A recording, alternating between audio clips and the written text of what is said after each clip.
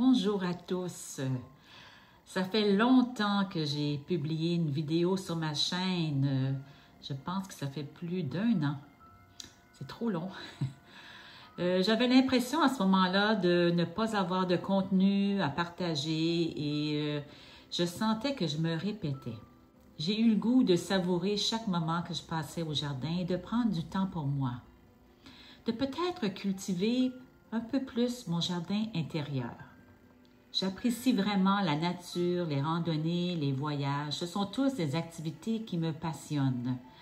Je n'ai pas terminé un voyage que déjà j'organise le suivant. Eh bien, cette année, j'ai décidé de tout combiner dans un seul projet, mais un projet mémorable que j'aimerais bien vous partager. Le 15 août prochain, je partirai réaliser certains de mes rêves qui sont sur ma liste depuis longtemps. Ce voyage sera divisé en 3 parties. La première, le tour du Mont-Blanc. Ce circuit de 170 km fait le tour du massif du Mont-Blanc et passe par la France, l'Italie et la Suisse.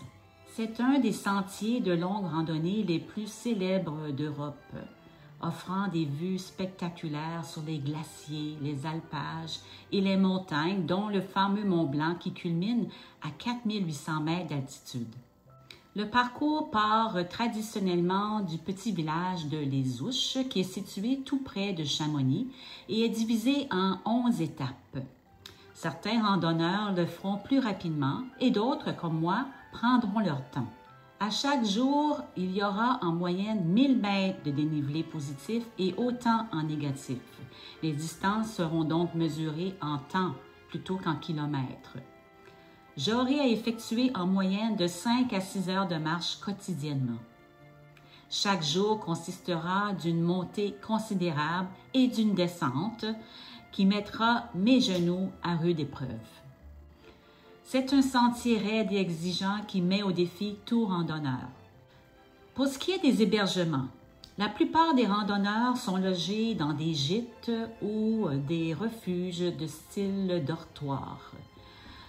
Pour des questions de logistique et de coûts, certains décideront de bivouaquer ou de faire du camping.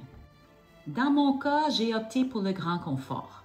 Les refuges ne m'emballaient pas vraiment et je me suis dit qu'à mon âge, j'avais le droit de me gâter un peu et d'y aller en chambre privée. J'ai laissé le soin à une agence locale de compléter les réservations et ils vont aussi se charger de transporter mes bagages. J'aurai donc un sac de jour tout le long du parcours. Je rêve depuis longtemps de faire le tour du Mont-Blanc et ça fait plusieurs mois que je le prépare. Vous comprendrez que ça demande quand même un entraînement physique et je m'y attarde depuis un bon moment. Dans un deuxième temps, j'irai en Alsace pour visiter, oui, mais surtout pour parcourir une partie du chemin de Compostelle alsacien.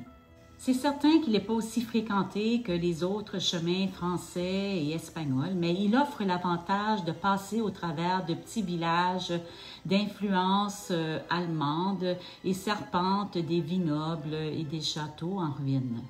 Je prévois partir de Strasbourg et de terminer ma marche tout près de Colmar. Avec mon conjoint, j'ai effectué une partie du Camino Frances en 2009 et l'expérience du chemin me manque. Pour cette portion du voyage, je transporterai tous mes bagages sur mon dos et j'ai réservé mes gîtes moi-même.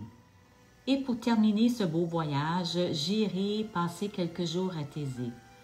Pour ceux qui ne connaissent pas Thésée, il s'agit d'une communauté chrétienne écuménique fondée par le frère Roger en 1940. À chaque année, il accueille des milliers de jeunes et de moins jeunes pour chanter et prier. Ce sera une occasion pour moi d'exprimer toute ma gratitude pour ce que j'aurai reçu durant ce voyage. J'ai vraiment très hâte d'effectuer ce voyage. Je me sens déjà fébrile. Je prévois faire des vidéos que j'aurai le plaisir de partager avec vous. En attendant, je vous laisse sur des belles images de mon potager et je vous dis à très bientôt.